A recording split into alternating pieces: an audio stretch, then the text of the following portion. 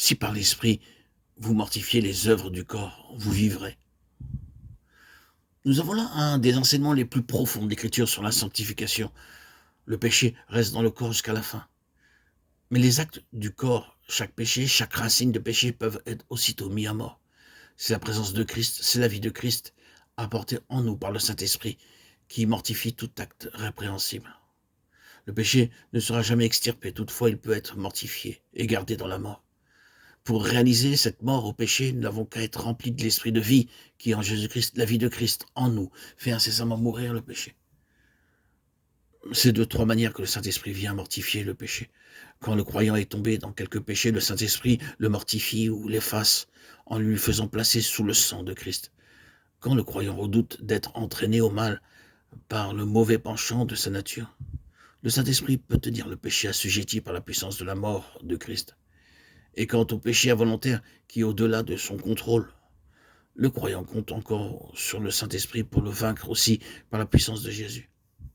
Mais souvenons-nous bien que c'est en nous révélant Jésus mort et ressuscité, que c'est en nous remplissant de sa présence que le Saint-Esprit mortifie les péchés du corps. C'est donc quand nous vivons de la vie de l'Esprit que nous sommes conduits par l'Esprit de Dieu. Pour être certain d'être conduit par l'Esprit, il faut l'être sans interruption. On peut perdre en une heure ce qu'on avait acquis dans le cours d'une année. Ah, si nous agissons indépendamment de l'Esprit, dans les petites choses, nous l'appellerons en vain pour les grandes choses. Oh mon Père, je te remercie de m'avoir dit que tous ceux qui sont conduits par l'Esprit de Dieu sont fils de Dieu. Tu ne veux pas que tes enfants soient conduits par nul autre. Tu veux que le Saint-Esprit qui a habité en ton Fils et qui l'a conduit pendant sa vie terrestre nous conduise, nous aussi, nous éclaire de sa lumière divine. Oh mon Père, tu sais que par notre ignorance ou par notre négligence à obéir à l'Esprit, nous ne savons plus reconnaître sa voix, et qu'ainsi la pensée d'être conduit par l'Esprit nous angoisse plus qu'elle nous réjouit. Père, pardonne-nous. Daigne nous faire saisir avec foi qu'il est possible et facile d'être conduit par l'Esprit, afin que désormais nous cherchions de tout notre cœur à nous laisser conduire par lui.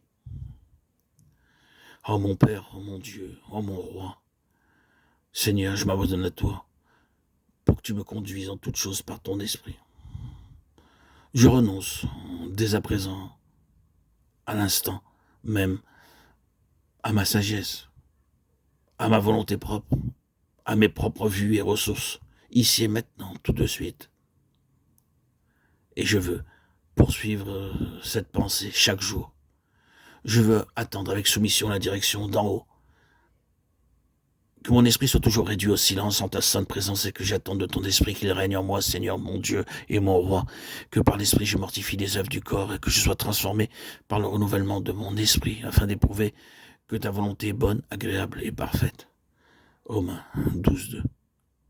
Oh mon Seigneur, mon Dieu et mon Roi, que mon être tout entier soit si bien conduit par l'esprit de sainteté demeurant en moi, que ta volonté soit la règle de ma vie. Amen.